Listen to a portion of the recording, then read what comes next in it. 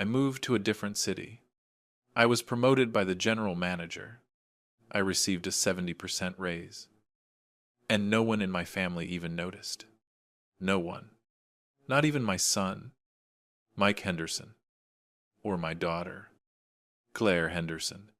I did not even get a single text message asking where I was. It was as if I never existed.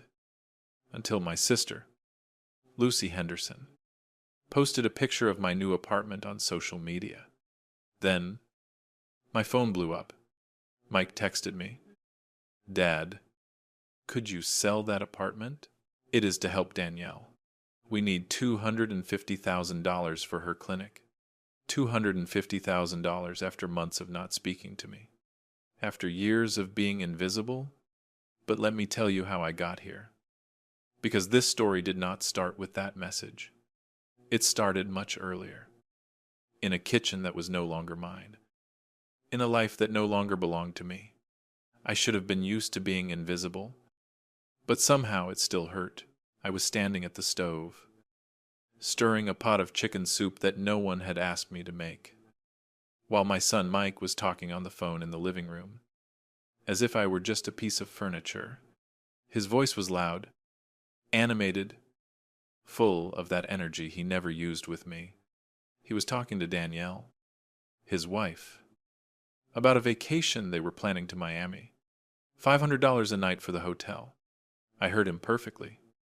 And for 3 months he had owed me the $200 I lent him to fix his car. I turned off the stove, dried my hands on the apron I had owned for 15 years, with an oil stain that never washed out, and walked into the living room. Mike did not even look up. He kept talking, laughing, promising Danielle that this time they would stay in a place with an ocean view. I gently touched his shoulder. He frowned as if I had interrupted him during a vital surgery, and waved his hand to shoo me away. A gesture you would give a dog that barks too much. I took a step back, returned to the kitchen, poured the soup into a glass container, covered it with plastic wrap, and put it in the fridge. No one would eat it. I knew that, but I did it anyway, because that was what I did. I cooked. I cleaned. I existed on the sidelines. 2 days later, my daughter Claire arrived without warning. She brought my 2 grandkids, Sam and Violet, who ran straight to the living room and turned the television up to the maximum volume. Claire walked in right behind them, phone in hand, without even looking at me. "Dad, I need you to watch them today. There is an important meeting and the babysitter canceled." It was not a question. It was an order. I had a doctor's appointment that afternoon. A checkup I had been putting off for months. Because every time I tried to go, someone needed something. But Claire was already heading toward the door, blowing me a kiss in the air without turning around. "Leave some money for their lunch," she yelled from outside. She did not leave a dime. I spent the afternoon watching cartoons with Sam and Violet, making them ham and cheese sandwiches they barely touched because they wanted pizza. I called the clinic to cancel my appointment. The receptionist sighed on the other end of the line, as if I were just another irresponsible patient on a long list who did not value her time. "I am sorry," I said. "I am so sorry."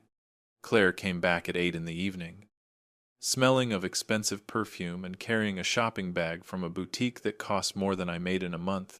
The kids were already asleep on the couch. She woke them up in a rush, without thanking me, without asking how my day went. She just said she had to leave because she had an early yoga class the next morning. I closed the door behind her and stood in the hallway, staring at the walls of my own house as if they belonged to a stranger. Everything smelled of exhaustion, of years of not mattering, of decades of being the one who was always there, without anyone noticing that I was fading away too. That night I could not sleep. I sat in bed with the lights off, thinking about the last time someone asked me how I was doing. Really doing. Not an automatic "how are you" while checking their phone, but a real question, looking me in the eyes, waiting for an honest answer. I could not remember. The next morning, Mike reappeared, this time with Danielle. "We need to talk, Dad," he said, and something in his tone put me on high alert. We sat at the kitchen table, the same table where I had celebrated his birthdays, where I had served thousands of dinners, where I had existed in silence for so many years I lost count. Danielle was smiling, but it was a forced smile, the kind people use when they need something. "Dad," Mike started, "we know you have some savings, and well, we have an incredible opportunity, a business. Danielle wants to open a beauty clinic, and we just need a small loan to get started." Small. The word floated in the air like an obvious lie. "How much?" I asked. $250,000. I felt the floor shift beneath my feet. $250,000. My life savings. The money I had saved dollar by dollar. Working overtime. Denying myself any pleasures. Living on the bare minimum. "Mike, I do not have that kind of money," I said, my voice weaker than I would have liked. He and Danielle exchanged a look. "Dad, I know you have savings, and this is an investment.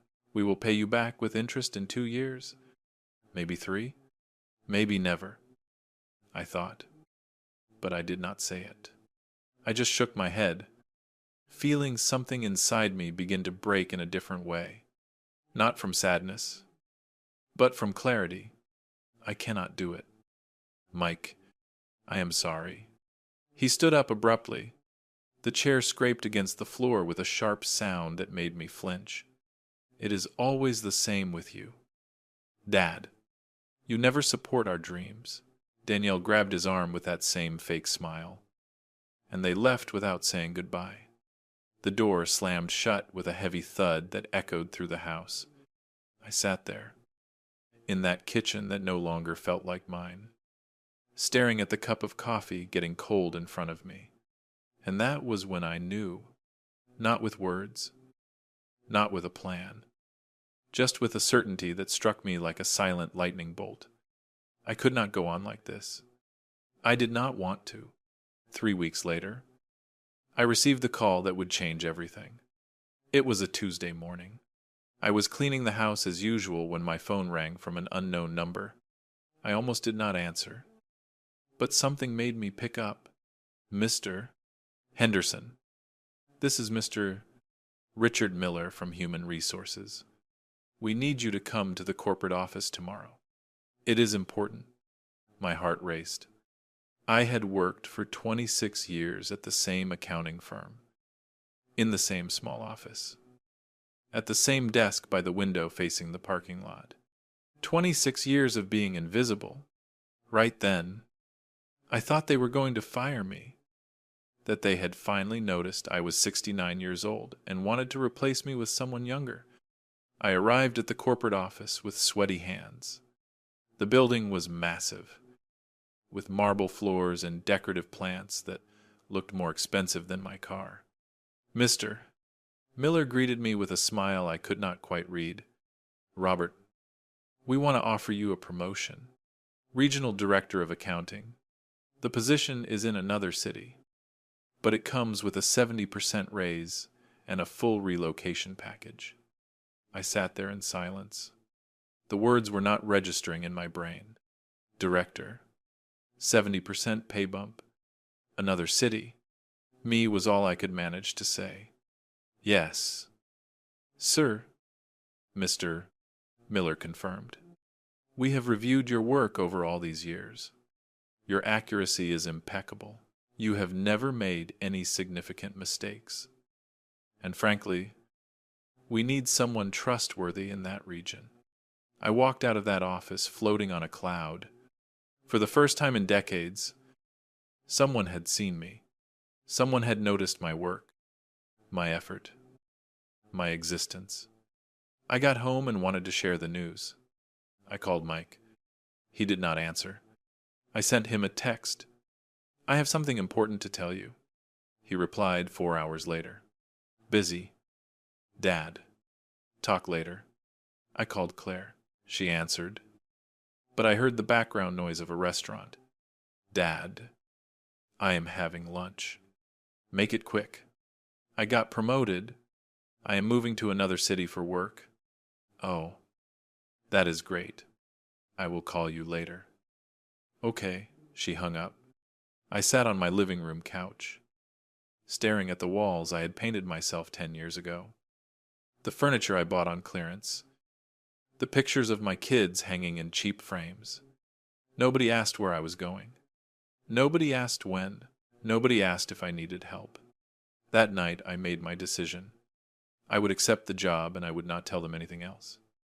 If they did not care when I did tell them, then I simply would not say another word. The following days were a whirlwind. I signed contracts, accepted the relocation package, and looked at apartments online in a city I had never visited. I did all this alone, in silence. Just as I had done everything in my life, Mike showed up one afternoon, 2 days before my move. I was packing boxes in my bedroom. He walked in without knocking. Dad, have you reconsidered the loan for Danielle? I did not look up from the box where I was packing my books. No. Mike, I do not have that money. It is really a great opportunity. We could triple the investment in 5 years. I taped the box shut. The sound was loud and final. I cannot help you with that. He scoffed in frustration and stormed out of the room. He did not notice the boxes. He did not notice that I was packing up my entire life. He only saw his own frustration, his own needs, his own interests. Moving day arrived with a light rain tapping against the windows. I hired a small moving company. 2 young men carried my furniture with care, as if it were precious, even though it was not. I offered them coffee and cookies. They thanked me with genuine smiles. That was more warmth from 2 strangers than I had received from my own family in years. I left the house keys in the landlord's mailbox. I closed the door without looking back. I got into my car, an old but reliable sedan, and drove toward a city whose name I could barely pronounce. A 6-hour drive, 6 hours of silence. 6 hours to think about everything I was leaving behind and everything I might find. I arrived at dusk. The apartment the company found for me was on the 12th floor of a modern building, with massive windows overlooking the lit-up city skyline. It was small but bright. It had light hardwood floors, a kitchen with brand-new appliances, and a balcony just big enough for a chair. It was mine. Only mine. That first night, I slept on an air mattress in the middle of the empty living room, wrapped in a blanket that smelled brand new. I did not have furniture or curtains yet, but I had peace. A silence that did not hurt. A silence that, for the first time in decades, felt like freedom. The next morning, I started my new job. The office was spacious, with organized cubicles and a break room with real coffee. Not that instant packet stuff I was used to. My team welcomed me with respect. They called me Director Henderson. They asked for my input. They listened to me. Frank, the senior accountant, helped me get settled. He was a man in his 50s, wearing thick glasses with a kind smile. If you need anything, Mr. Henderson, just let me know. I know moving can be tough. Thank you.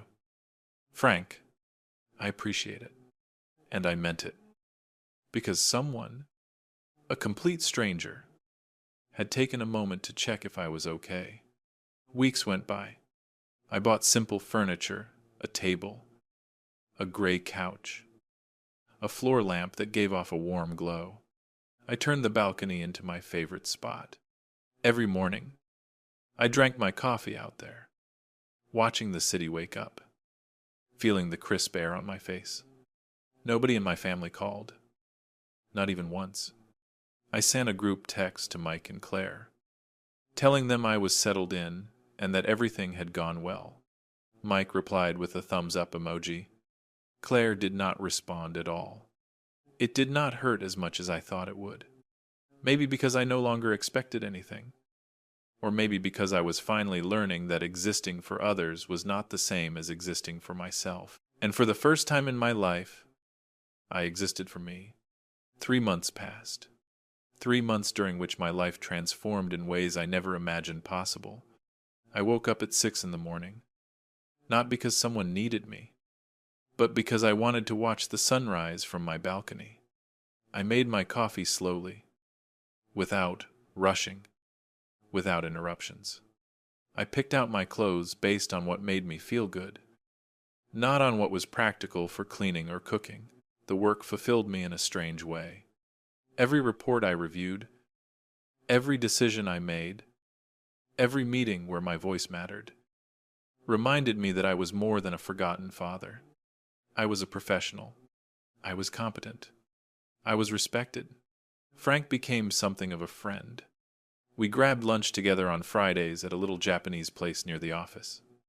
He told me about his daughter who was in med school, his passion for landscape photography, and his amicable divorce 5 years ago. I did not say much. I still did not know how to explain that I had vanished from my children's lives without them even noticing. One Saturday afternoon, while I was sorting paperwork in my apartment, the doorbell rang. I was not expecting anyone. I hardly ever expected anyone. I opened the door, and there stood Lucy, my younger sister, with a small suitcase and that mischievous smile she always wore. "Surprise," she said, and gave me a tight hug. "Lucy, what are you doing here? I came to visit you. Did you think you were going to sneak off without me coming to see your new life? Besides, I had a few days off and wanted to check out the city." Lucy had always been different. 4 years younger than me. Divorced. No kids. Living her life with a freedom I had never allowed myself. She worked as a freelance graphic designer and traveled constantly. We were close, but we did not see each other often. She knew about my move because I had told her over the phone. And unlike my kids, she had asked questions. Lots of questions. We walked into the apartment, and Lucy let out a long whistle. "Robert, this is beautiful. Look at these windows. Look at that view." She walked straight to the balcony and stood there taking in the city spread out before us. The late afternoon sun painted the buildings gold. You could see the mountains in the distance. "You have to let me take pictures. This is incredible." We spent the weekend together. I showed her my office. Took her to places I had discovered, the chic bakery where I bought pastries on Sundays, the park where I walked in the evenings, the farmer's market where they sold fresh flowers. Lucy took pictures of everything: the city, the food, me smiling in front of a colorful mural. "You look different," she told me on Sunday morning while we were having breakfast on the balcony. "You look lighter. I feel different." I admitted. "Do Mike and Claire know what your life is like now?" I shook my head. "They have not asked."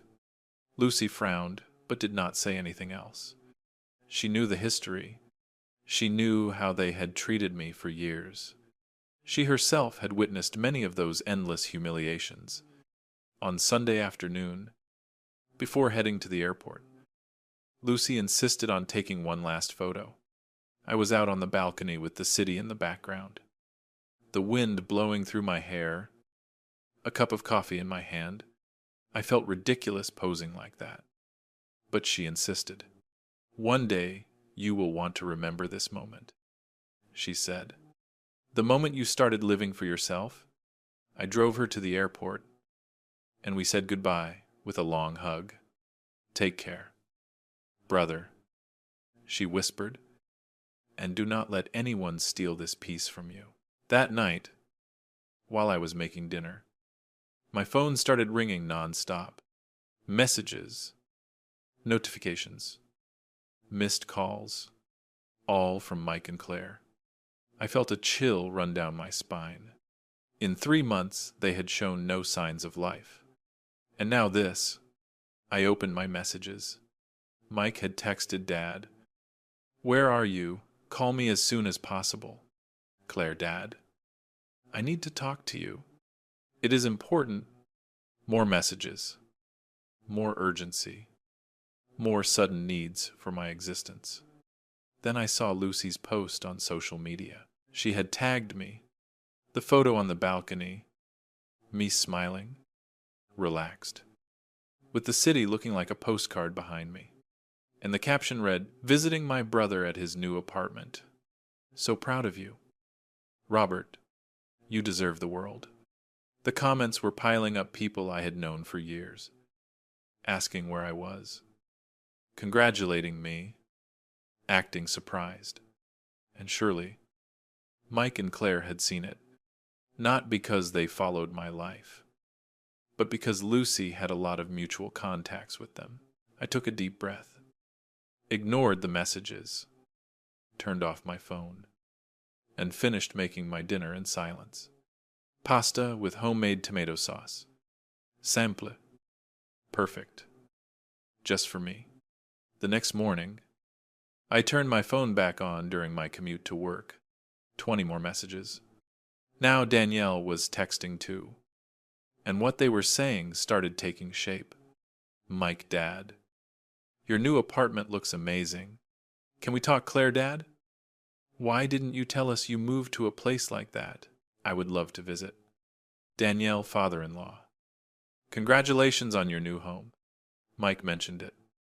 "And I would love to talk to you about an idea." An idea, of course. Frank noticed my tense face during the morning meeting. "Everything all right?" "Robert," he asked, after everyone else had left the room. "Family issues," I said, and it surprised me how easy it was to admit it. "If you need to talk, I am here. Thank you, Frank. I really appreciate it." That afternoon, I finally replied with a simple text to each of them. "I am doing well. I have been busy with work. We will talk soon." But they did not wait. Mike called immediately. I let it ring. He called again and again. I finally answered. "Dad, why didn't you tell us you moved into such a fancy place? That building looks really expensive." "It is the apartment the company got for me." "Mike, it is part of the relocation package." "A. Lee?" I had chosen it. I was paying the rent difference with my new salary. But I owed him no explanations. "Listen, Dad, I need to talk to you about something important. Danielle and I are still going forward with the clinic plan. And we saw your apartment. If you could sell it, or maybe get a loan using it as collateral, we could." "It is rented," I interrupted. Silence on the other end.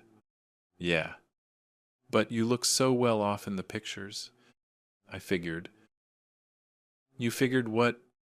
"Mike, you figured I was suddenly rich and could solve all your problems. It is not like that. Dad, it is just that Danielle really needs that money. Her dream is this clinic. And you are her father-in-law. Family helps family." "Family?" I repeated the word, and it felt hollow in my mouth. "Mike, in 3 months you have not called me a single time. Not once. You did not ask how I was. You did not ask if I needed help moving. You asked nothing. And now that you saw a picture of a nice apartment, suddenly I am family. Dad, that is not fair." "No, Mike. What is not fair is that I only exist to you when you need something." And I hung up. My hands were shaking. My heart was pounding. But it was not fear. It was power. It was clarity. It was the truth finally spoken out loud. Claire called a few minutes later. I did not answer. She left a voicemail. I listened to it. Dad, I do not know what Mike told you, but I just wanted to visit. And well, David and I are looking to buy a house. We thought maybe you could help us with the down payment. It is not much. Just $60,000. $60,000. Not much to them. It was never a lot. Because it was not their money. It was mine. What I had earned through decades of hard work. What I had saved by denying myself everything. What was now finally just mine. I turned my phone off again. I poured myself a glass of wine. I went out to the balcony and sat in my chair, watching the city lights turn on one by one like earthly stars. And for the first time in a long time, I smiled. Not a sad smile, not a resigned smile, but the smile of someone who finally understood that his life belonged to him. The days that followed were a silent battle. Mike called 3 or 4 times a day. Claire sent long paragraphs full of excuses. Danielle even sent me a 15-minute voice note explaining her life project and how I could be part of something huge, as if my involvement would be anything other than my wallet. I continued to ignore them. I went to work. I stuck to my routine. I lived my life, but they would not give up. They had found out my new number and my new address through Lucy, and now they wanted to force their way into my new life with the exact same attitude as before, taking without asking, demanding without giving. One afternoon, Frank and I were reviewing spreadsheets in the office when my phone buzzed again. He noticed my expression. Sorry to pry. Robert, but you have had that look on your face for days. Are you sure you do not want to talk about it? I stayed quiet for a moment. Then, without really knowing why, I told him everything. I talked about the years of being invisible, the move nobody noticed, Lucy's photo, the desperate texts asking for money. It all poured out like a river that had been dammed up for far too long. Frank listened without interrupting. When I finished, he took off his glasses and cleaned them with his handkerchief, just like he always did when he was thinking. Then he put his glasses back on and looked me straight in the eyes. Can I tell you something without overstepping? Go ahead. You owe them nothing. Absolutely nothing. Being a father does not mean being an ATM. Being family does not mean letting yourself be used. I know, I said, but my voice sounded less convinced than I would have liked. You know it. But from what you are telling me, they still believe they can pressure you. And they will keep doing it until you set a real boundary. You are ignoring them. But you have not clearly said no. He was right. I was avoiding the issue, putting it off, hoping they would just get tired. But people like Mike and Claire did not get tired. They only grew more persistent. That night, sitting on my balcony with a blanket over my legs because the weather was starting to cool down, I made a choice. I was not going to keep running. I was not going to stay in limbo. If they wanted answers, they would get them. But they would be my answers, on my terms. I wrote a message to the family group chat that included Mike, Claire, and Daniel.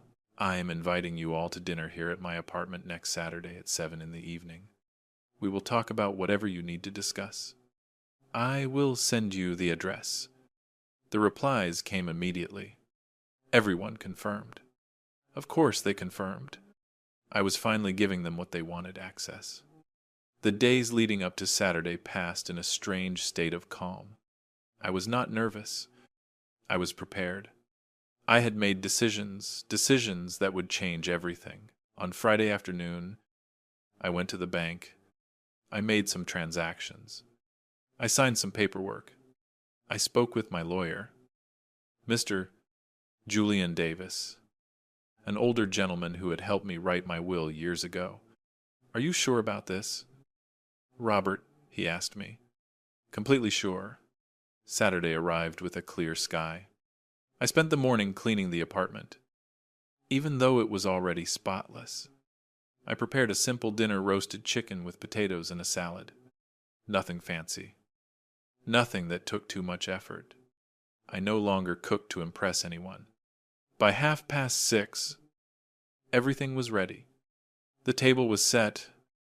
The windows were open, letting in a cool breeze. The city shining in the background as a reminder that I had built this all on my own. The doorbell rang at exactly 7 o'clock. Such punctuality when they wanted something. I opened the door. Mike walked in first, followed by Danielle. Claire arrived alone. David, her husband, did not come. Dad, it is so nice, Mike said, pulling me into a hug that felt rehearsed, calculated. This place is incredible. Danielle kissed my cheek, leaving a pink lipstick mark that I had to wipe off later. Father-in-law. So elegant. Claire was more direct. Hi, Dad. Thanks for having us. They walked into the living room. They admired the windows, the balcony, the view. They made comments about how much a place like this must cost, about the great location, about how much my life had changed, all with a tone that mixed admiration with envy. We sat down to eat. The conversation was forced at first. They talked about traffic, the weather, trivial things.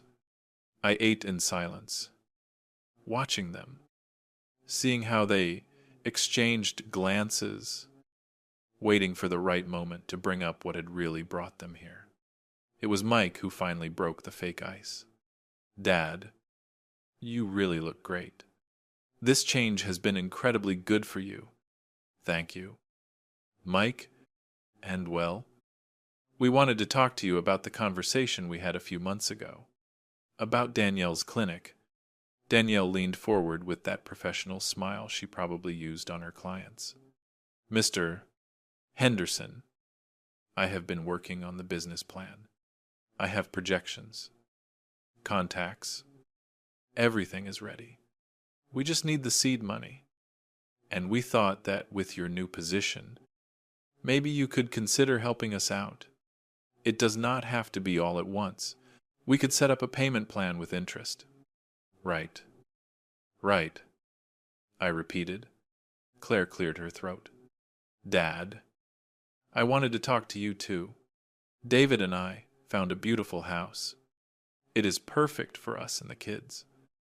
But we need $60,000 for the down payment. I know it is money, but it is an investment. When we sell, we will pay you back. They were all looking at me with hope, just like they had always looked at me, as if I were an ATM for all their problems. I placed my fork on the plate, wiped my mouth with my napkin, and took a deep breath. I want to ask you guys something, I said, and my voice sounded steadier than I expected. In the last 3 months, did any of you call to ask how I was doing? Silence. Did any of you ask if the move was hard? If I missed my old house? If I felt lonely in a new city, Dad? Mike said. We were busy. I was busy too. Mike, for 26 years I was busy being your father, and that was never an excuse to forget about you. Claire looked down. You did not notice when I left. I continued. You did not notice I moved to a different city. You did not notice I got promoted.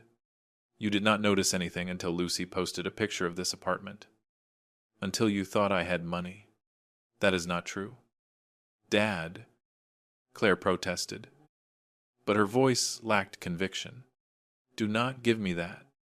Claire, when was the last time you called me just to talk? Without needing me to babysit. Without needing advice. Without needing anything. Just to check on me. She did not answer. The silence spread like a crack in the ice, and I knew it was time to shatter it completely. This apartment that impressed you all so much, this apartment that made you remember I exist, is a rental. It is not mine. I cannot sell it. I cannot use it as collateral. It is not worth the $250,000 you imagined. But Dad, Mike said, your salary. My salary is mine.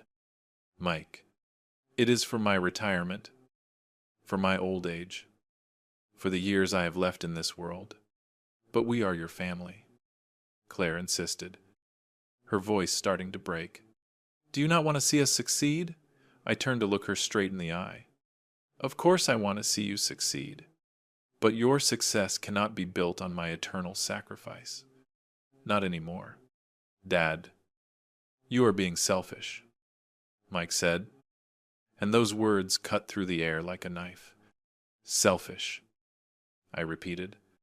What an interesting word, coming from you. The atmosphere had grown thick and heavy. Danielle was staring at her plate. Claire had tears in her eyes. Mike's jaw was clenched. I think it is time for you to leave, I said calmly. Dinner is over. They stood up slowly. Claire grabbed her purse. Mike looked at me with a mix of anger and disappointment. Danielle kept her composure until the very end. I walked them to the door. Before leaving, Mike turned around. You are going to regret this. Dad, maybe, I said. But at least it will be my decision. I closed the door behind them.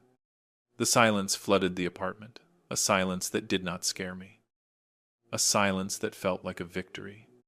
I stood by the closed door for what felt like an eternity. I listened to their footsteps fading down the hallway. The sound of the elevator opening and closing. Then nothing more. Just the soft hum of the refrigerator and the wind blowing the curtains. I went back to the table. The half-eaten plates. The water glasses. The crumpled napkins. It all looked like the stage of a play that had abruptly ended. I started clearing it up. Washing. Putting things away. My hands moved on autopilot while my mind processed what had just happened. I had said no. Finally. Clearly. With no excuses. And I did not feel guilty. I felt exhausted. Yes. Sad. Maybe, but not guilty. That night I could not sleep. I sat on the balcony, wrapped in a blanket, watching the city lights flicker like fallen stars. My phone buzzed several times. Messages from Mike. From Claire. I did not read them. Not yet. Sunday dawned gray. One of those mornings where the sky blends in with the concrete and everything feels suspended in time. I made coffee and finally opened the texts. Mike had texted at 11 at night. I cannot believe you are being so harsh with your own family. Danielle is devastated. You know how hard she has worked to get here. Claire sent something much shorter. Fine. Dad, I got the message. Do not worry about us. That do not worry about us was loaded with disapproval, with guilt, with manipulation disguised as wounded dignity. I replied to both of them with the exact same message. I love you. I will always love you, but I can no longer be your financial solution. I hope one day you understand this. Mike replied instantly. This is a mistake.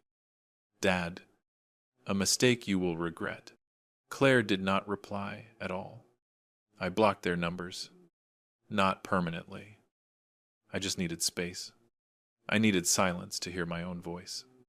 Monday morning, I got to work with a strange mix of exhaustion and clarity.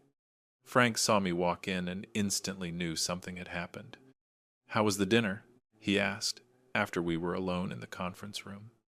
Difficult, but necessary. Did you say no? I said no. He nodded with approval. Well done. Robert, that takes more courage than people realize. I do not feel brave. I feel tired. Courage does not always feel like a triumph. Sometimes it feels like survival. Those words burned themselves into my mind. Survival was exactly what I was doing. Surviving the guilt I had been taught to carry. Surviving the idea that being a parent meant giving everything until you were completely empty. Days turned into weeks. Mike and Claire did not write again. At first, I checked my phone expecting texts. But then I stopped checking so often. Their absence stopped hurting and started to feel like a relief. Lucy called one afternoon. She had been out of the country and did not know about all the drama. "What happened?" she asked, after I gave her the rundown. "I saw Mike removed me from social media." I said no to a loan, and they did not take it well. She let out a dry laugh. "Of course they didn't, but I am glad. Robert, it is about time. Do you think I am a bad father? I think you are finally being good to yourself. And that does not make you a bad father. It makes you human." Those words gave me a permission I did not know I needed. At work, things were going well. Better than well. I had implemented new systems that increased the efficiency. "When we sell it, we will pay you back." They all looked at me with hope, the same way they had always looked at me, as if I were an ATM for their problems. I left my fork on the plate, wiped my mouth with my napkin, and took a deep breath. "I want to ask you something," I said, and my voice sounded firmer than I expected. "In the last 3 months, did any of you call to ask how I was?" Silence. "Did any of you ask if the move was hard? If I missed my old house?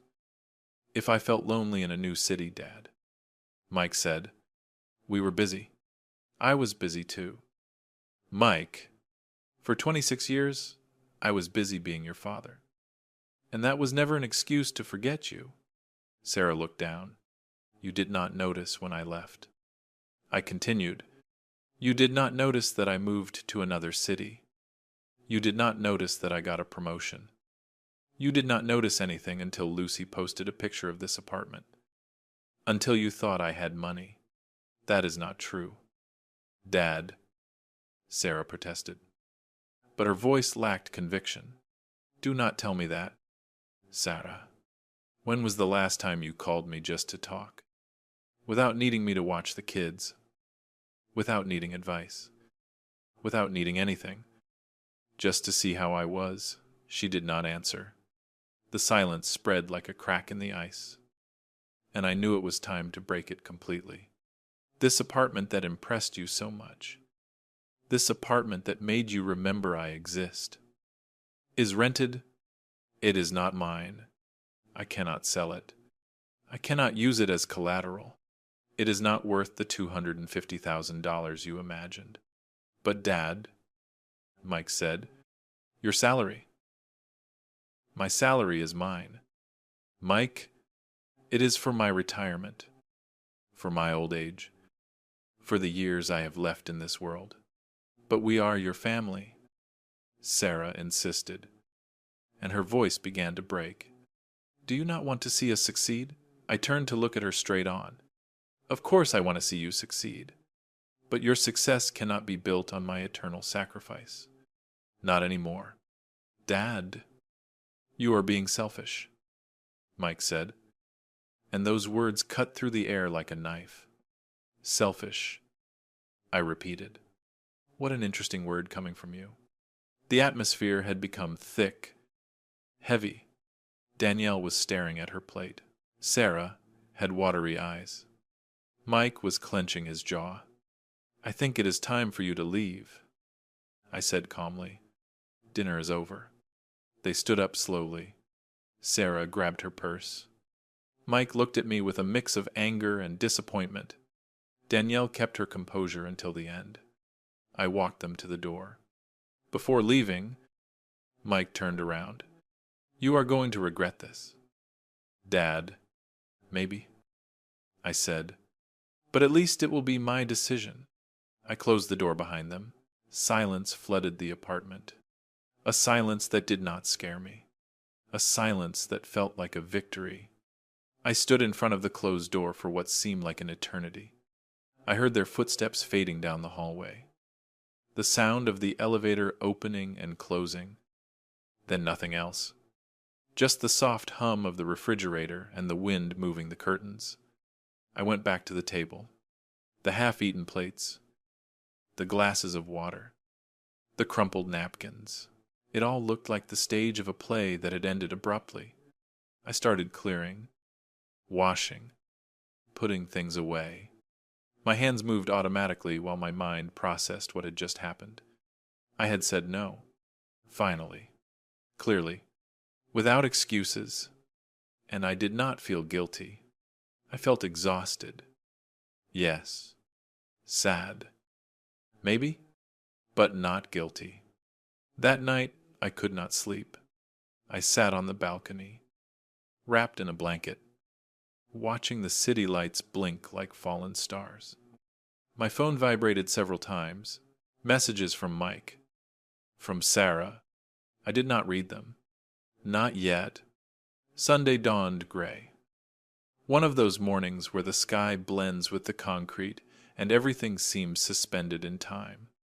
I made coffee and finally opened the messages. Mike had written at 11 at night, "I cannot believe you are being so hard on your own family. Danielle is devastated. You know how much work it has cost her to get here." Sarah sent something shorter. "Okay, Dad. I got the message. Do not worry about us." That "do not worry about us" was loaded with disapproval, with guilt, with manipulation disguised as wounded dignity. I replied to both of them with the same message. "I love you. I will always love you. But I can no longer be your financial solution. I hope someday you will understand this." Mike replied immediately, "This is a mistake. Dad, a mistake you will regret." Sarah did not reply at all. I blocked their numbers. Not permanently. I just needed space. I needed silence to listen to myself. On Monday, I arrived at work with a strange mix of exhaustion and clarity. Frank saw me come in and immediately knew something had happened. "How was the dinner?" he asked, after we were alone in the conference room. "Difficult, but necessary." "You said no." I said no. He nodded with approval.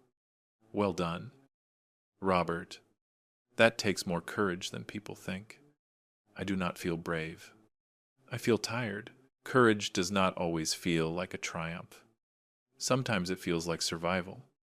Those words stuck with me. Survival was exactly what I was doing. Surviving the guilt they had taught me to carry. Surviving the idea that being a father meant giving everything until I was empty. Days turned into weeks. Mike and Sarah did not write again. At first, I checked my phone waiting for messages. Then I stopped checking so often. The absence stopped hurting and started to feel like a relief. Lucy called one afternoon. She had been abroad and did not know about all the drama. "What happened?" she asked after I told her. I saw that Mike removed me from social media. I said no to a loan, and they did not take it well. She let out a dry laugh. "Of course they didn't, but I am glad." "Robert, it was about time. Do you think I am a bad father? I think you are finally being good to yourself. And that does not make you a bad father. It makes you human." Those words gave me a permission I did not know I needed. At work, things were going well. Better than well. I had implemented new systems that increased the department's efficiency. The CEO congratulated me in a meeting. Frank and I became closer. It was not a romance. It was something simpler and more valuable. A sincere friendship. One Friday afternoon, he invited me for coffee after work at that Japanese restaurant we liked. "Robert, I want to ask you something. And you can say no." I tensed a little. "What is it?" "A group of friends and I are going hiking in the mountains tomorrow. Nothing extreme. Just a 3-hour hike and a picnic. Would you like to come?" I had not gone hiking in decades.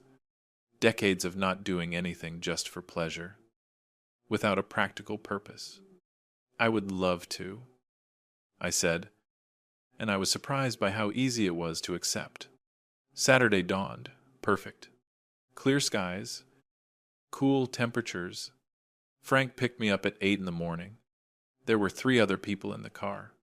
Susan, an accountant in her 40s with a contagious laugh. Ray, a quiet but kind engineer. And Diane, an energetic young designer. We drove for an hour and a half to the trailhead. The mountain rose green and majestic. The air smelled of pine and damp earth. We started walking and I realized something. It had been a long time since I felt so present. I was not thinking about the past. I was not worrying about the future. I was just there, breathing, walking, existing. Susan walked beside me. She told me about her recent divorce, about how she was rediscovering herself at 43.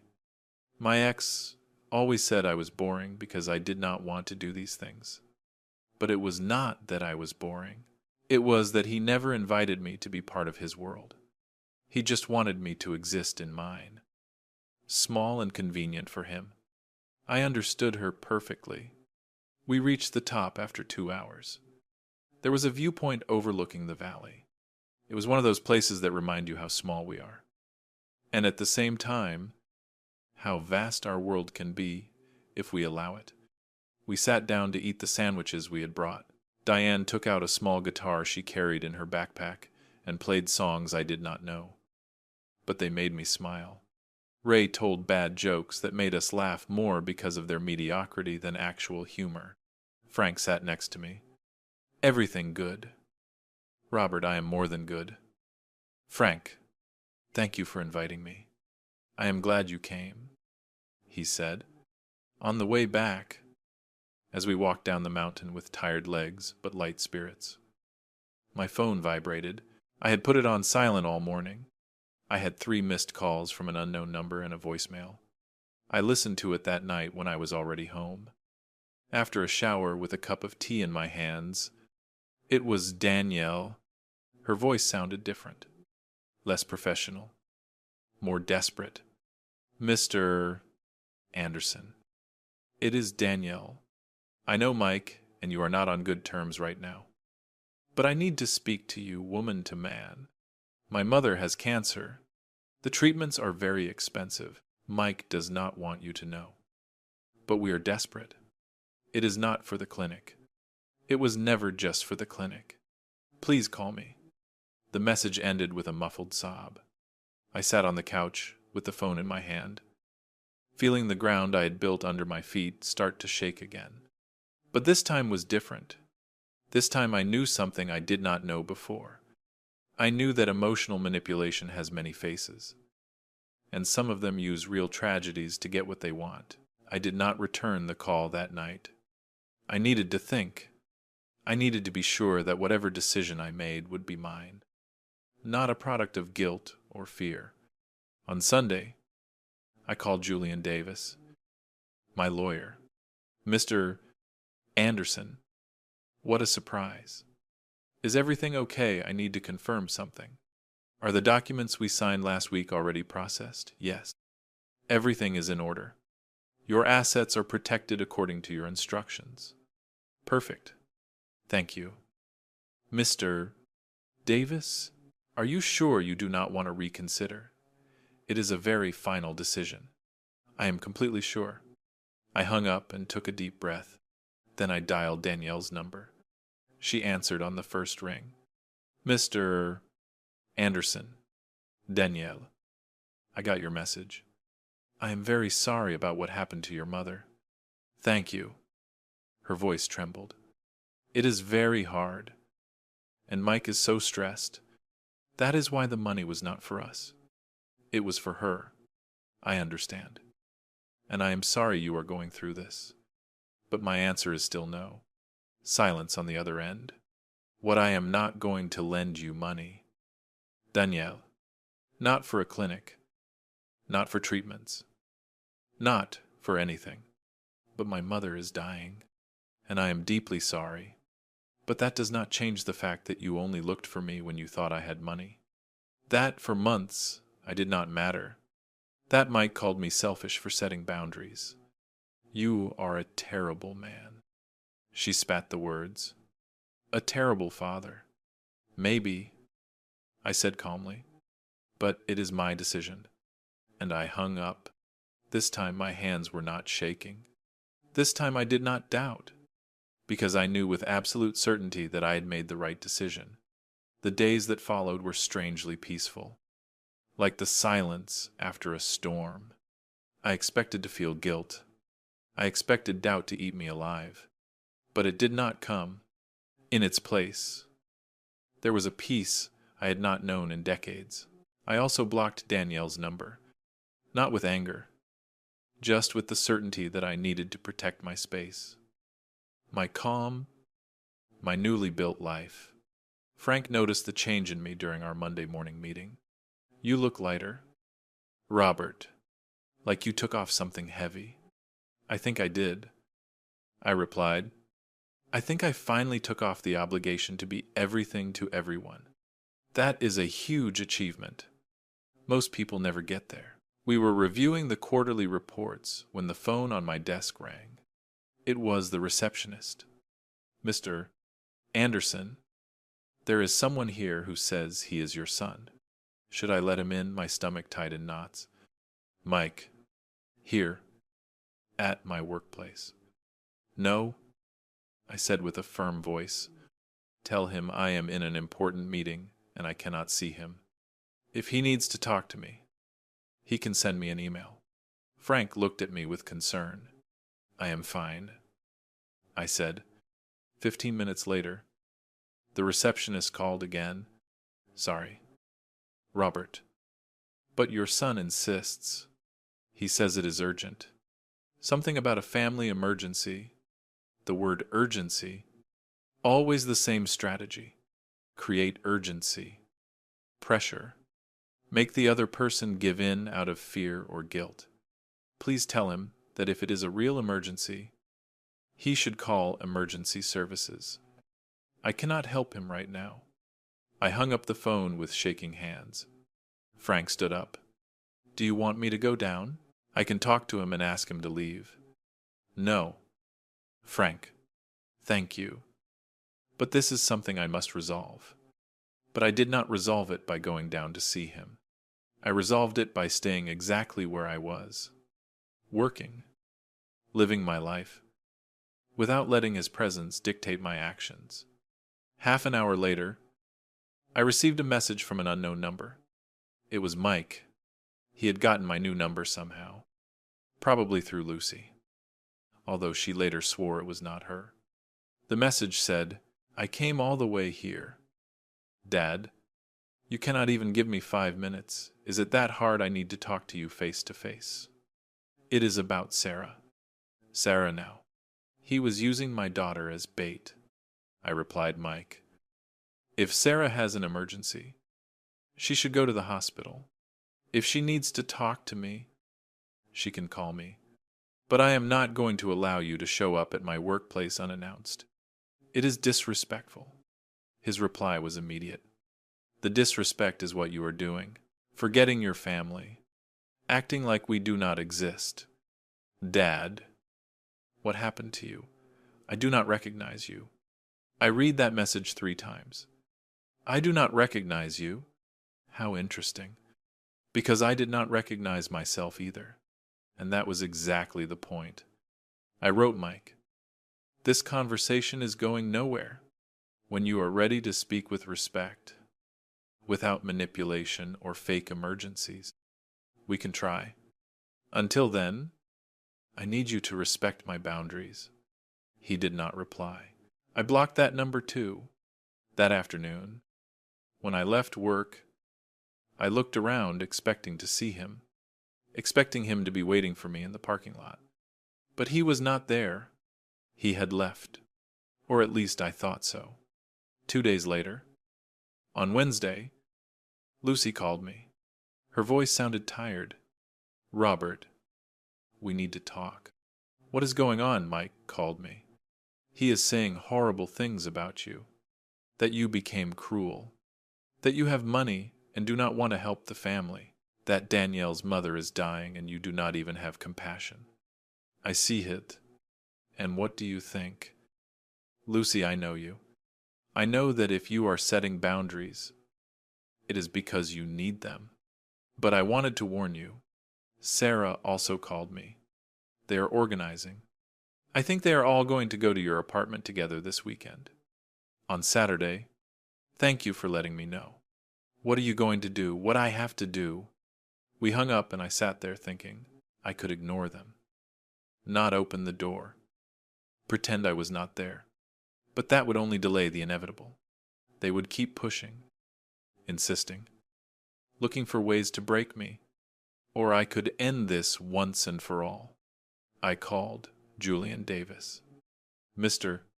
Davis, I need you to be present this Saturday at my apartment at 3 in the afternoon. Why? Robert, so you can witness something important, and to confirm certain legal documents in front of my family. He was silent for a moment.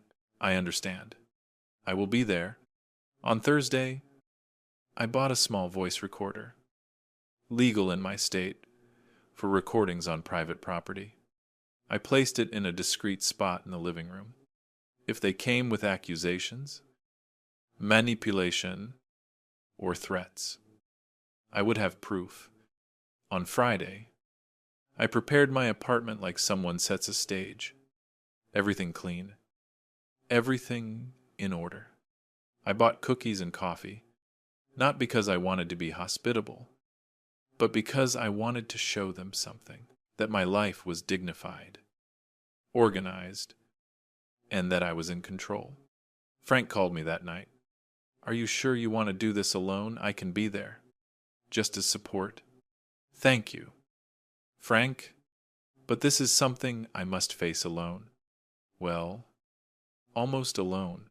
My lawyer will be present. If you need anything, call me at any time. I will. Saturday dawned with a bright sun that seemed ironic given what was coming. I dressed in simple but elegant clothes. Black pants, a white button-down shirt, comfortable shoes. I combed my hair, which I now wore shorter. A haircut I got last month that made me feel renewed. At 2:30, Mr. Davis arrived. He carried a worn leather briefcase and a serious expression. Ready. Robert, ready. Remember that you have every right to ask them to leave at any moment. It is your house. I know. At exactly 3:00. The doorbell rang. I took a deep breath. I pressed the intercom button. Yes, Dad. It is us. I buzzed them up. When I opened the door, they were all there. Mike, Danielle, Sarah, and to my surprise, David, Sarah's husband, whom I barely knew because he was always busy when the family gathered. They walked in silently. Their eyes immediately went to Mr. Packard Davis, who was sitting on the couch with his briefcase on his lap. Who is he? Mike asked with suspicion. He is my lawyer. Julian Davis. Your lawyer, Dad. What is going on here? Please sit down, I said calmly. Let us talk once and for all. They sat uncomfortably in the armchairs. Danielle looked around with an expression I could not decipher. Sarah had red eyes, as if she had been crying. David looked like he wanted to be anywhere else. I poured coffee even though no one had asked for it. I offered cookies that no one took. Then I sat across from them with Mr. Davis beside me like a silent anchor. You asked to come. I started. Here I am. Listening. Mike cleared his throat. Dad, we came because we are worried about you. You have changed. You became cold, distant. You are no longer the father we knew. You are right. I said, I am no longer the father you knew, because that father existed for you. This father also exists for himself. Danielle chimed in, her voice soft and manipulative. Robert, I know we have had misunderstandings, but we are family, and families overcome differences. My mother is really sick. It is not a lie. I did not say it was a lie. Danielle, I said I am not going to give you money. They are two different things.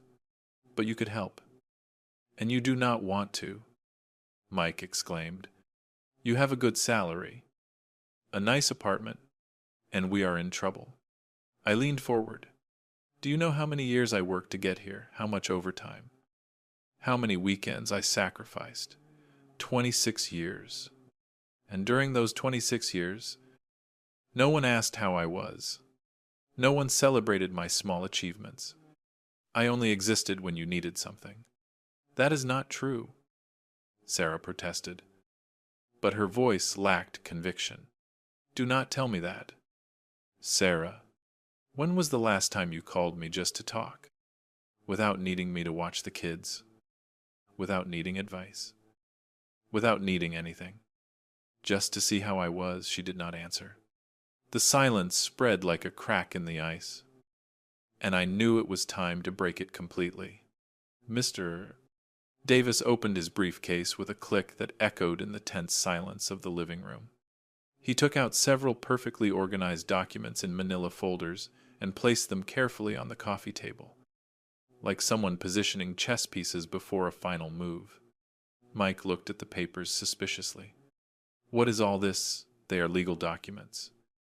I answered calmly. Documents I signed 2 weeks ago, and that I want you all to see so there is no confusion in the future. Mr. Davis cleared his throat. With your permission, Robert, he began with his professional and measured voice. The documents I have here certify several decisions your father has made regarding his estate and assets. Estate, Danielle repeated. What estate, Mr. Davis looked at me. Asking for permission, I nodded. Robert, he continued, has established a charitable foundation called the New Path Foundation, dedicated to supporting elderly people abandoned by their families. He has transferred the entirety of his life savings, accumulated during his professional career, to this foundation. It is approximately $400,000. The silence that followed was absolute. I could hear my own heart beating. Mike's voice was nothing but a whisper. My savings no longer belong to me, I said, looking him straight in the eyes. They belong to a cause I care about. Older people who, like me, spent years being invisible to their families. People who sacrificed everything and ended up alone. Mike stood up abruptly. You cannot do that. That money belongs to the family. That money is mine, I corrected firmly. I earned it. I saved it. And I decided what to do with it. But we are your kids, Sarah cried, and tears began to roll down her cheeks. A father is supposed to leave something to his children. Yes, I replied without changing my tone. And I left you something. I left you an example. I left you values. I left you an education. I gave you my time for years. But my money is mine. Danielle was pale. So there is nothing. Nothing at all. Mr. Davis intervened again. Your father has established in his will that, at the time of his passing, all his material goods, including any property or possession, will also be donated to the foundation. He has designated a symbolic inheritance of $100 to each of you. $100. Mike repeated with disbelief and disgust.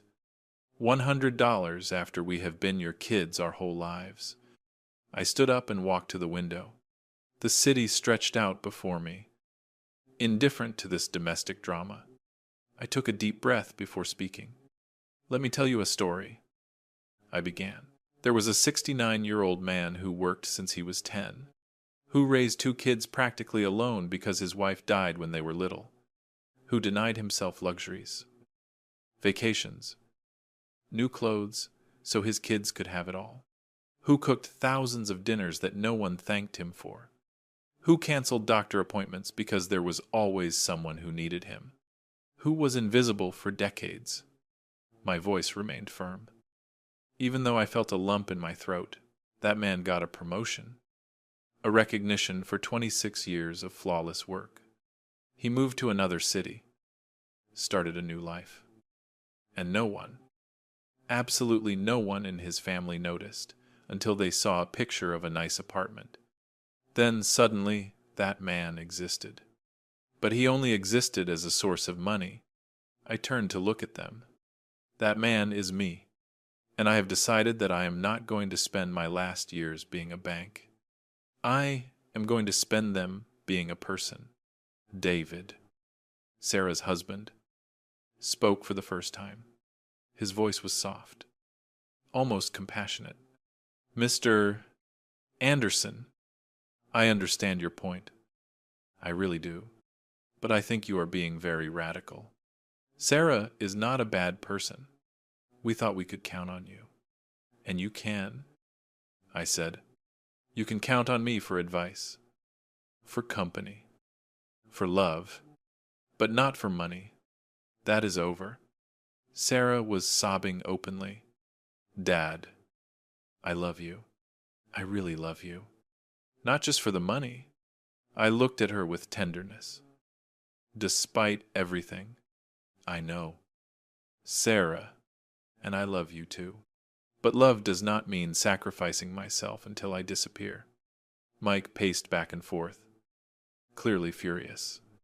This is crazy. You are going to end up alone. Completely alone. Is that what you want? If being alone means having peace, I replied calmly, then yes, it is what I want. Danielle stood up. Her cold-blooded mask had finally fallen. You are a cruel man. My mother is dying. And you have money to help? But you prefer to give it to strangers. Your mother is not my responsibility. Danielle, I said firmly, it is sad.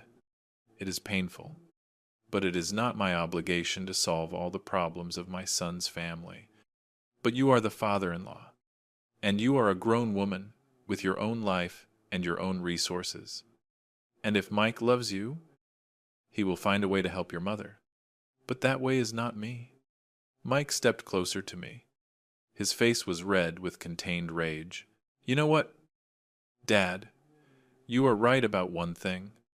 I do not recognize you. The father I knew was generous, loving. He was always there for us. The father you knew was exhausted. I interrupted. He was empty. He was disappearing, and no one noticed until it was too late. It was not too late, Sarah said between sobs. We can still fix things. I shook my head. There is nothing to fix. Sarah, just something to accept. This is who I am now, and you either accept me like this, or you do not accept me. But I am not going to go back to who I was. Mr. Davis put the documents back into his briefcase. If you will excuse me, he said. I believe everything is clear. The papers are signed. The foundation is established. Robert's decisions are legally binding and cannot be reversed without his consent. Mike looked at him with hatred. You convinced him to do this. You took advantage of an old man. Mr. Davis stood up with dignity. Young man, I have practiced law for 40 years, and I can assure you that your father has more mental clarity than many people half his age. No one manipulated him. He made his decisions alone. There was a moment of silence where we all processed what had happened. The final confrontation, the definitive closure. I think it is time for you to go, I said softly. There is nothing more to say. Mike looked at me with something that looked like a mix of pain and contempt. This does not end here. Dad. Yes. Mike. Right here. Right now. They stood up slowly. Sarah was still crying. Danielle had a look of frozen disbelief on her face. David seemed uncomfortable. As if he finally understood he had been dragged into a place he did not belong. Before they crossed the door, I stopped them with my words. One more thing, I said. I love you despite everything. You are my kids. But loving you does not mean destroying myself for you. I hope someday you understand that. Mike left without looking back. Danielle followed him. David put his hand on Sarah's shoulder to guide her out. Sarah stopped at the threshold. She turned around. "Dad," she mumbled, "is there really no way to make you change your mind?" I looked at her with tenderness. "No, my sweet girl, there is not." She nodded slowly and left. I closed the door and leaned against it. Mr. Davis was still standing in the middle of my living room, watching me with a concerned expression. "Are you okay?" "Robert," I took a deep breath. "I am at peace." "Mr. Davis." He did something unexpected. He handed me a card. "This is for an excellent therapist. A colleague, just in case you need to talk to a professional about all this." I took the card. "Thank you. I will consider it." He picked up his briefcase and headed to the door. Before leaving, he stopped. "Drawbert, I have seen many cases of families fighting over money in my 40 years of practice, but I have rarely seen someone with the courage to set boundaries before passing away. Most wait until it is too late. You did something very brave today." Those words touched me deeply. "Thank you, Mr. Davis, for everything." When he left, I was alone in my apartment. The silence was different now. It was not the tense silence before a storm. It was the silence after the storm passes, and all that is left is calm. I went to the balcony. The sun was starting to set. The sky was painted orange and pink. The city vibrated with life, and I was here. Present. Whole. Mine. I grabbed my phone. I called Lucy. "Is it over?" she asked before I said anything. "It is over. How are you?" "I am good." "Truly, I am good." I heard her sigh of relief on the other end. "I am so glad. Robert, I am so glad." We hung up, and I stayed there on my balcony, feeling the cool breeze on my face. I thought about all the years I had spent being small, invisible, sacrificed. And I thought about this moment where I was finally visible to myself. I did not need Mike to acknowledge me. I did not need Sarah to understand me. I did not need Danielle to forgive me. I just needed this space, this peace, this life I had built with my own hands, and it was enough. More than enough.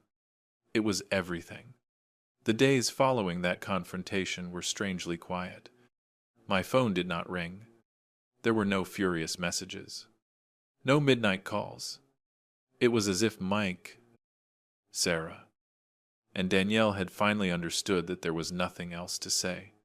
Or maybe they were just regrouping, planning a new attack. But honestly, I no longer cared. On Monday, I arrived at work, and Frank immediately noticed something different about me. "You are glowing," he said with curiosity. "What happened?" "I closed a chapter," I replied. "A very long and very painful chapter." "And how do you feel?" I reflected for a moment. "Free. I feel free." He smiled. "That is the best thing I could hear." Robert. That week I focused on my work like never before. I proposed a departmental restructuring that was approved by the CEO. I trained my team on new systems. I stayed late, not because I had to, but because I wanted to. Because my work filled me with purpose and pride. Friday afternoon, as I was about to leave, I received an email. It was from Sarah. The subject simply said, "Dad, please read." I hesitated before opening it. But curiosity won. The email was long. Very long. But I read it entirely. It started with apologies. She said she had been reflecting all week. That she had talked to David. That he had made her see things she did not want to admit. That I was right. That they had been selfish. That they had gotten used to having me there. Always giving. "I did not realize how much we had hurt you until I saw you that Saturday," she wrote. "So firm, so determined, so different. And I was scared, Dad, because I understood that I had lost you. not because you left physically, but because I never really had you. I never saw you as a person, only as a father, as the one who was always there." She went on to say that Mike was still furious, that Danielle had stopped talking to her, that the family was broken, but that she did not want to continue like this. "I am not writing to ask for money," she said near the end. "I am writing because I need you to know that I am truly sorry. I am sorry. And I understand if you do not want to forgive me. I understand if you need time or if you need distance forever. But I needed to tell you this. I needed you to know that at least one of your kids finally sees you." The email ended with a simple phrase: "I love you, Dad, and I am sorry." I closed my laptop and sat at my desk while the office emptied around me. I felt a whirlwind of emotions, residual anger, sadness, but also something that looked like hope. I did not reply that day, nor the next. I needed to process what I had read. I needed to be sure that any answer I gave would be authentic, and not a product of guilt or habit. Saturday morning I went to the park where I used to walk. It was a perfect day. Families with kids, older couples holding hands, runners with their headphones, life in all its beautiful normality. I sat on a bench under a huge tree, took out my phone, and reread Sarah's email, this time calmer, with more clarity. I could feel it was sincere, or at least as sincere as Sarah could be in that moment. Maybe it was the beginning of something, or maybe it was just a moment of lucidity that would fade with time. I did not know, but I knew I had changed, and that change was permanent. I was not going back to being the father who gave everything without expecting anything in return. I was not going to be invisible again. I wrote a short but honest reply. "Sarah, I got your email. Thank you for your words. They mean more than you imagine. But I need time. I need to see that this change is real and not just a momentary reaction. If you truly want to rebuild our relationship, it must be a new relationship, not the one we had before. One where I also count, where my needs also count, where I am not just your father, but also a person. If you are ready to do that, we can try, but it will take time and require effort from both sides. I love you, Dad, and I love myself from a place of self-respect." I sent the email before I could regret it. That afternoon, Frank invited me to a photography exhibition. It was the work of a friend of his. Portraits of older people in different professions. There was an 80-year-old doctor, a 75-year-old carpenter, a 68-year-old ballet dancer. We walked through the gallery in a contemplative silence. The photographs were beautiful. They dignified age. They showed that life does not end at 60, that there is beauty, purpose, and value in every stage. One photo in particular made me stop. It was a woman in her 70s sitting at a desk full of books and papers. She had glasses hanging from a chain around her neck and a serene smile. The title of the photo was "Second Career Lawyer at 65. I stared at it for a long time. "That could be you," Frank said beside me. "Full of life, with purpose, beautiful in your authenticity." Those words moved me more than I expected. Thank you for bringing me here. Frank, thanks for coming. I know it has been a tough week.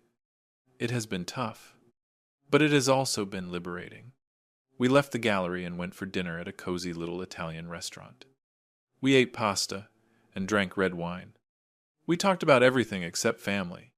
We talked about trips we wanted to take, books we had read, movies we liked, dreams we still had. I realized something in that moment, that I could have a social life, authentic friendships, new experiences. I did not have to define myself solely as a father or a worker. I could simply be Robert, a 69-year-old man, with a whole life ahead of him. On Sunday, I received Sarah's reply. It was shorter this time. You are right. You need time, and I need to truly change. I am starting therapy. David convinced me. He says I have problems with boundaries and codependency. He is probably right. I will keep you updated on my process without expecting anything in return. Just because I want you to know that I am trying. I love you. Dad? I read that message 3 times. Therapy. Sarah was going to do therapy. Something I had suggested years ago and that she had rejected, saying she was not crazy. Maybe change was possible. Maybe not with Mike, who seemed very attached to his pride and his anger. But maybe with Sarah.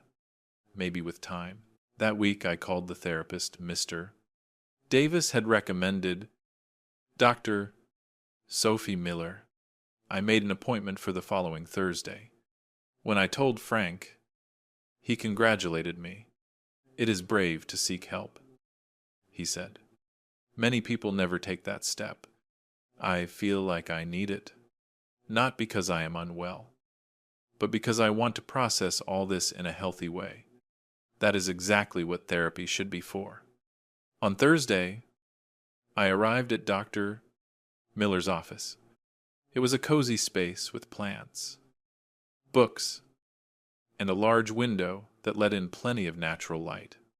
She was a woman in her 50s with short gray hair and a kind smile.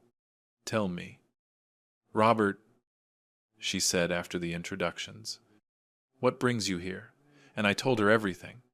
From the beginning, the years of invisibility, the move no one noticed, Lucy's photo, the confrontation with my kids, the foundation, Sarah's email, everything. She listened without judging, taking notes occasionally, nodding with understanding.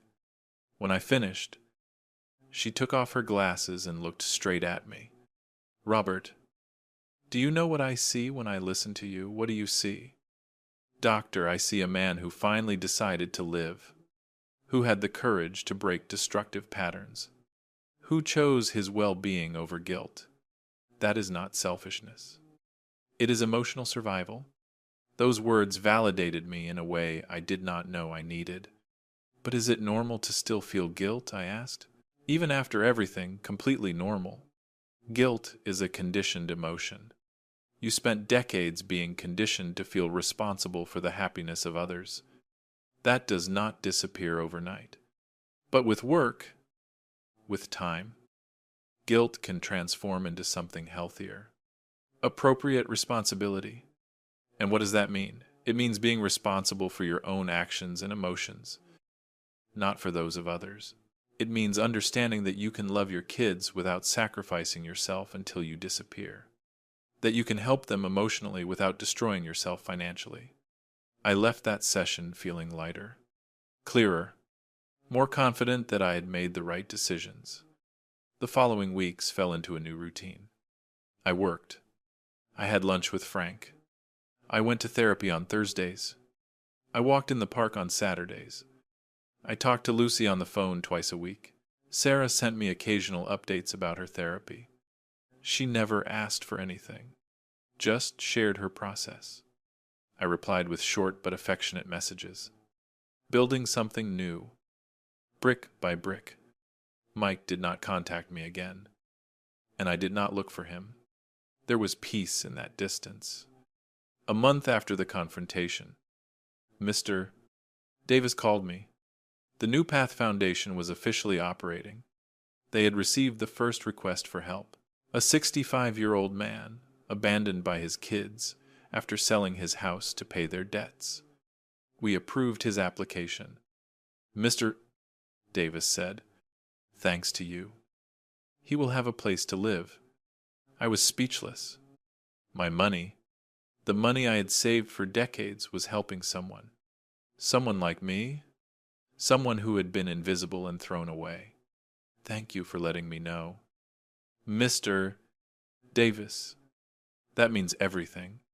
That night I sat on my balcony with a glass of wine. The stars shone shyly among the city lights.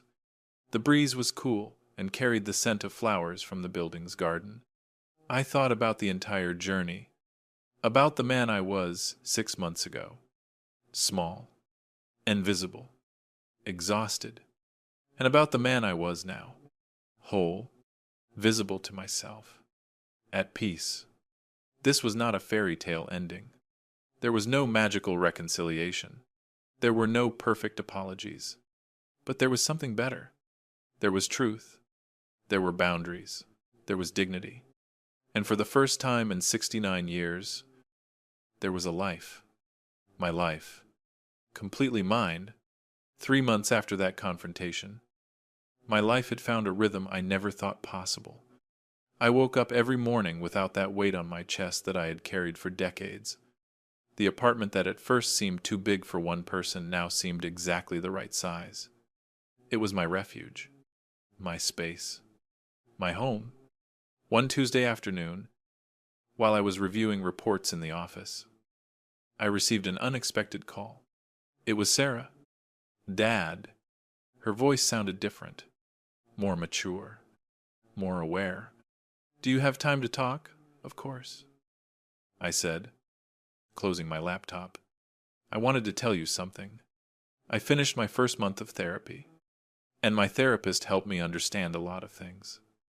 Things about me, about us, about how we treated you." She paused. I heard her broken breath. "Dad, I never saw you as a person, only as a father, as someone who would always be there. And when you left, when you set boundaries, I felt abandoned. But it was not abandonment. It was self-preservation, something I never allowed you to have." Those words touched me deeply. "Go on." "Sarah, I have been working on my own boundaries too. With David. With the kids. With Mike. And it is hard. It is so hard to say no. To feel like I am letting someone down. Now I understand what it must have been like for you all these years." I wiped away a tear that had started to roll down my cheek. "I am glad you are doing that work." "Sarah, truly, I wanted to ask you something. No pressure. No expectations. Could we see each other, maybe have lunch together? I will come to your city. I will pay for my ticket. I just want to see you. Talk. Meet the new Robert." I reflected on her request. The old me would have said yes immediately, without thinking, but the new me needed to be sure. "Let me think about it." "Sarah, it is not a no. I just need time to consider it." "I completely understand. Take all the time you need." We hung up and I sat there, looking out the window of my office. Frank walked in with 2 cups of coffee. "Everything okay?" he asked, placing a cup in front of me. "Sarah wants to come visit me." "And what do you want?" That was the right question. Not what I should do, not what was the right thing to do. But what did I want? I think I want to give her a chance. But with clear conditions. That sounds wise. That night I called Dr. Miller. I told her about Sarah's call and my doubts. "Robert," she told me with her calm voice, "you have established healthy boundaries. Now you can choose if you want to open a small door. With conditions. You do not have to open all the doors at once. You can go slowly. See how it feels. And if she hurts you again, then you close that door. But this time you will know how to do it. You will have the tools. You are no longer in that vulnerable place from before." She was right. I had changed. And that change was permanent. I wrote to Sarah that night. A carefully thought-out message. "Sarah, I have thought about your proposal. I accept your visit. But I need to establish a few things. First, this meeting is just between you and me.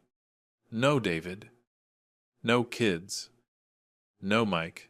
Second, we will not talk about money of any kind. Third, if at any point I feel you are falling back into old patterns, I will end the visit. If you accept these conditions, we can meet next Saturday. There is a restaurant I like here. We can have lunch." Her reply arrived in minutes. I accept all your conditions. Thank you for giving me this opportunity. I love you. Saturday dawned with a clear but cooler sky. I dressed with care, not out of nervousness, but with intention. I chose a dark green shirt I had bought last month. I combed my hair, applied a little cologne. I looked in the mirror and saw a man who respected himself. Sarah arrived right on time at the restaurant. I saw her walk in and was surprised by how different she looked. She wore her hair shorter, simpler clothes, less makeup. She looked more real, more present. We hugged. It was a cautious but sincere hug. We sat near the window and ordered. The first few minutes were awkward. Small talk about the weather, the trip, the restaurant. Then Sarah took a deep breath. Dad, I want to start by apologizing to you. Not the generic apologies I gave before, but specific apologies. I listened in silence.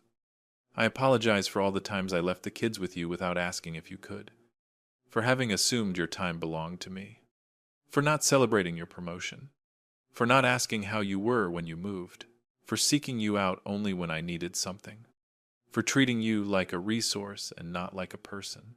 Her eyes filled with tears, but she held them back. And I apologize for that Saturday when we went to your apartment, for going with that agenda, for thinking I had a right to your money, for making you feel guilty about taking care of yourself. I took her hand across the table. Sarah, I appreciate your apologies very much, and I accept them. But you need to understand that what we build from now on will be different. I cannot go back to being the father I was. I do not want to. I do not want you to be that father again, she said firmly. I want to know this father, Robert, the man who had the courage to choose himself. We had lunch for 2 hours. We talked about her therapy, about my sessions with Dr. Fine, Miller, about the foundation and the first person it had helped, about her relationship with David and how they were working to communicate better.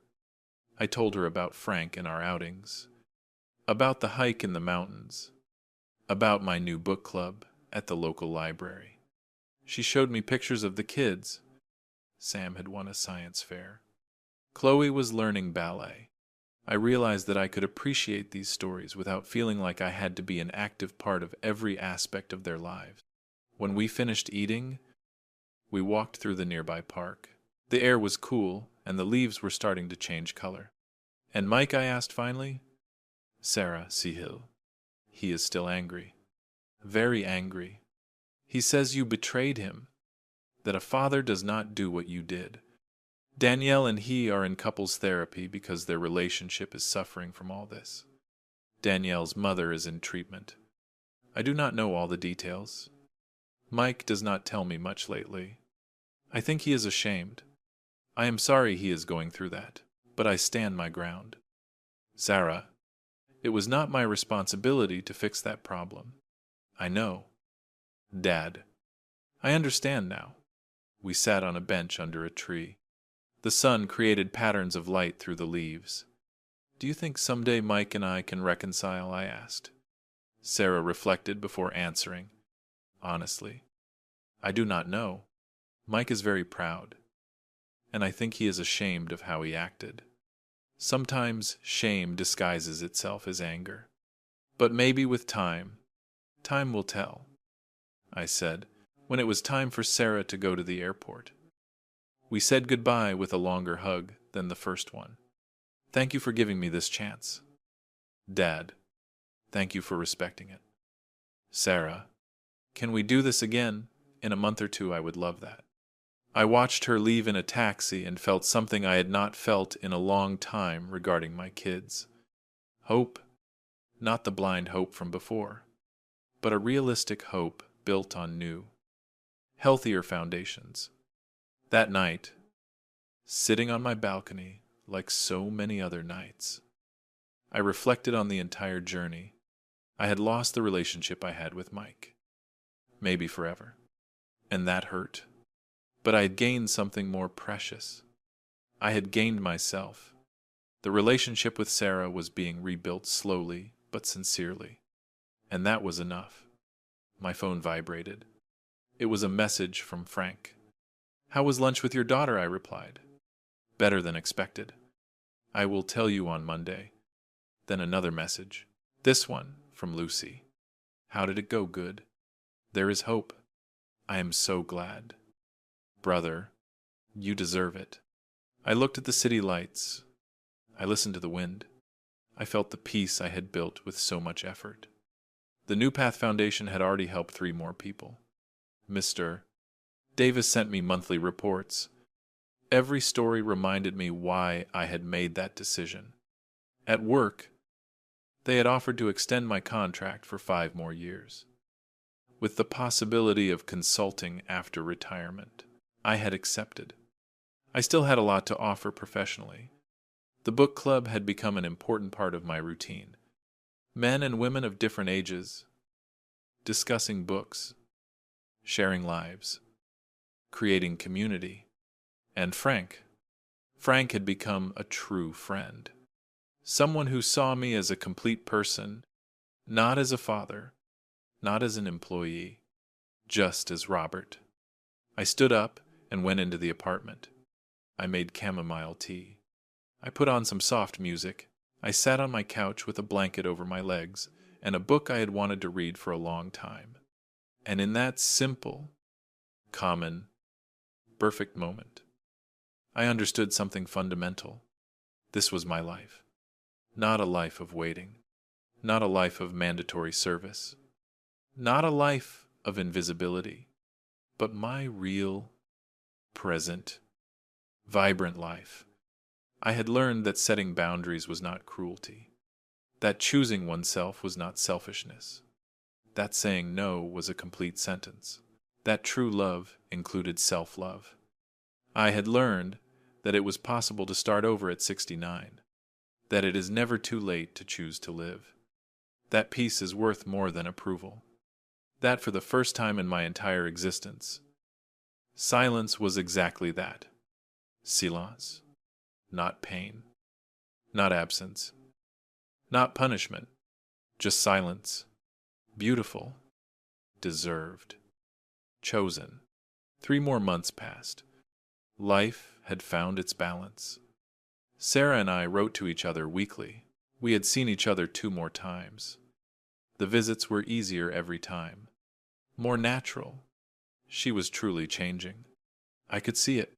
Mike still had not contacted me. And although it hurt, I had accepted that some relationships cannot be saved. Not because there is no love, but because pride and shame sometimes build walls that are too high.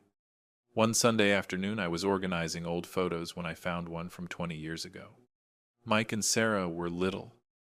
I was in the middle. Everyone was smiling. I looked tired even then. But I was smiling. I stared at that photo for a long time. I felt tenderness for that man, for everything he had given, for everything he had sacrificed. But I also felt gratitude for the man I was now. For having the courage to change, I put the photo away in an album, not with pain, but with acceptance. Mr. Davis called me that week. The foundation had helped its 10th person, a 72-year-old grandfather whose family had abandoned him after taking his pension. He is living with dignity now. Mr. Davis told me, "Thanks to you." Those words filled me with a purpose I had never felt before. Frank organized another hike in the mountains. This time there were 6 of us. Suzanne, Ray, Diane, a new coworker named Alan, Frank, and I. We walked. We laughed. We shared food. Alan played the harmonica. Diane sang. I was simply present, enjoying the moment. At the top of the mountain, Frank sat next to me. "You know, Robert, when I met you a year ago, I saw a competent but absent man, like you were there, but not really. Now, I look at you and I see someone complete. It is beautiful to witness. Thank you. Frank, for being my friend, for seeing me. Thank you for letting me be part of your life. We hiked down the mountain as the sun set, painting the sky in impossible colors. That night, on my balcony, with my cup of tea and my blanket, I thought about everything I had learned. That family does not own you. That love does not mean emptying yourself. That saying no can be the most loving act you can do, for yourself and for others. That guilt is an emotion we are taught, not a truth. That it is never too late to live. I looked at the city that was now my home. I thought of the foundation that carried my vision. I thought of Sarah rebuilding herself. I thought of Mike, hoping he would someday find his way. But above all, I thought of me, of Robert Anderson, 69 years old, regional accounting director, founder of the New Path Foundation, friend to Frank, brother to Lucy, father to Sarah and Mike. But before all that, a person, complete, valuable, deserving, and that was enough, more than enough. It was everything. The silence of the night embraced me. It was not the silence of abandonment. It was the silence of peace, the silence I had chosen, the silence I had earned, and in that silence, finally, after 69 years, I found myself, epilogue, 6 months later. Sarah graduated from her therapy program. She invited me to the ceremony. It was in a small room with other people who had also completed the process. When it was her turn to speak, she said something that stayed with me. I learned that loving someone does not mean having the right to their sacrifice. I learned that my father was not a resource, but a person. And I learned that boundaries are not walls, but bridges to more honest relationships. She looked at me when she said this, and smiled, a real smile. Mike was not there, but David was, and Sam and Chloe. And she introduced me to her children not as the grandfather who helps out, but as Grandpa Robert.